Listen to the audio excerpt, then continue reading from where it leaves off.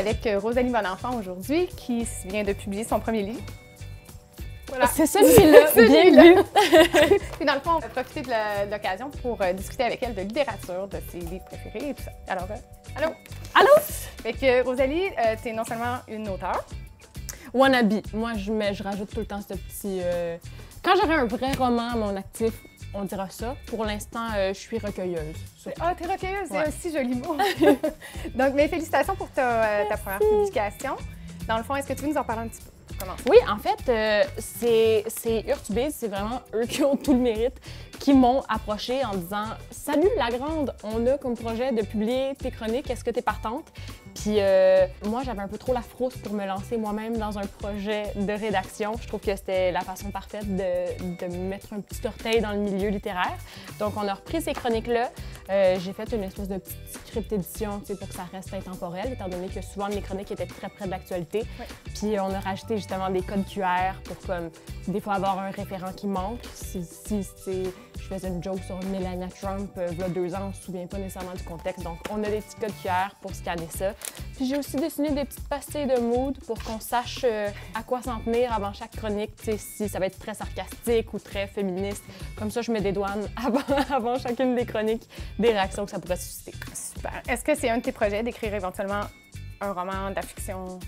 Ce sera dans mes projets, même que selon le contrat, il y a un 2e livre qui est prévu. Okay. Donc, je sais pas si ce serait vraiment sous forme de roman comme tel, mais en matière de fiction, je trouverais ça cool de créer un peu, je sais pas si tu as entendu parler de ce livre-là. Oui. Moi, j'aime beaucoup ce format-là, je trouve ça très accessible. Fait que, est-ce que ce serait une petite courte pointe de jolis mots? Le 2e, on sait pas, mais ouais.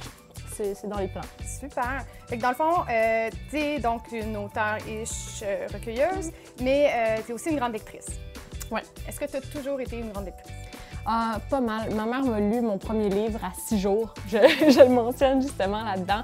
J'ai eu un éveil des mots assez tôt, autant que certains auraient pu se faire présenter des gâteaux puis développer une passion pour la pâtisserie. Mais moi, j'ai tout le temps beaucoup lu. Puis justement, je réalise que plus je lis, plus j'ai envie d'écrire. Puis plus j'écris, mieux j'écris. Fait que je trouve que c'est vraiment très complémentaire avec ce que je fais. De lire, je trouve ça important. Puis de voir aussi le style des autres parce que c'est un grand complexe pour moi, mais je suis pas allée à l'université. Ça a comme pas donné de même. Fait que, n'ayant pas de formation littéraire, j'aime ça, essayer d'apprendre partout, tu sais. Fait que, ouais, je lis beaucoup. Okay. Tu as un livre ici que tu lisais quand tu étais toute petite. Peux-tu nous le présenter? Oui. Les Malheurs de Sophie, c'était comme mon premier album que j'ai pu lire un peu par moi-même, tu sais, sans qu'on me raconte des histoires. Puis là, justement, c'est la version, tu sais, pour les enfants. C'est là que j'ai compris que j'aimais ça lire par moi-même et surtout que des petites rebelles caractérielles, moi, je trouve que ça fait toujours des bons personnages. C'est pour ça qu'après ce livre-là, le premier roman que j'ai lu, tu sais, c'est Anne la maison pignon vert. Ouais. Puis je me disais, mon Dieu, mais cette fille-là, elle a pas de bon sens. J'ai donc bien le goût d'être son amie. Puis c'est là que j'ai compris que j'avais un faible pour les héroïnes un peu rebelles. Super. Toi, tu m'avais demandé un livre qui te fait pleurer. Je t'avais sorti lui. Oui, c'est vrai. Un livre qui fait pleurer, donc. Oui, un tout petit livre de Martin Clavet qui se lit comme un charme. C'est dans une société un petit peu dystopique. C'est très, très, très futuriste, mais c'est l'histoire d'un petit garçon, justement, qui se fait intimider, puis qui s'attache à sa blessure, puis qui commence à se définir un peu à travers ça. Puis je trouve que c'est une belle... ça a l'air très enfantin, mais c'est une belle analogie pour tous les adultes qui sont soit souffrants ou qui ont quelqu'un de souffrant autour d'eux. Ça, c'est très touchant pour moi comme livre. Un livre qui te fait rire, je pense qu'il n'y avait rien qui était ressorti dans un livre qui te fait rire. Ben, tu vois, quand j'étais au secondaire, en fait, j'ai commencé au primaire, cette série-là, mais j'ai lu toutes les nombris quand j'étais jeune. Quand ma mère m'est arrivée avec ça, je pense que j'étais comme à la fin de mon primaire, mais de voir des filles aussi vaches, d'avoir un humour un peu similaire au nôtre, c'est-à-dire que c'est très cru.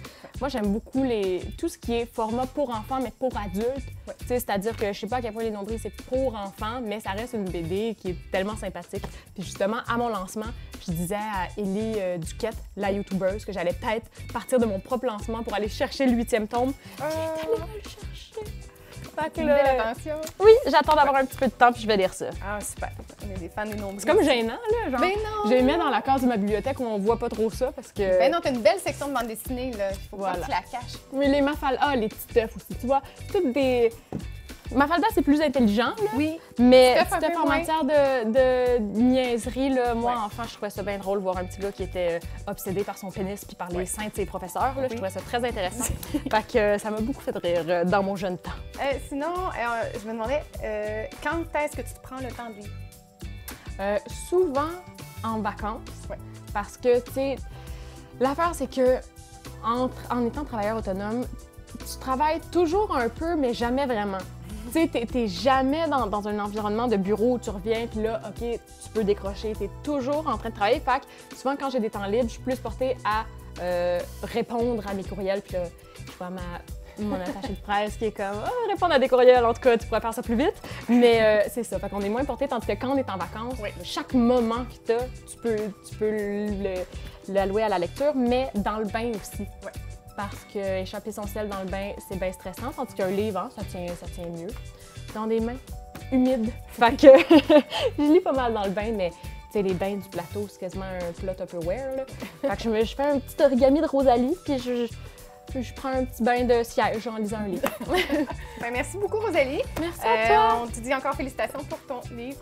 Je te dis encore merci! Merci beaucoup.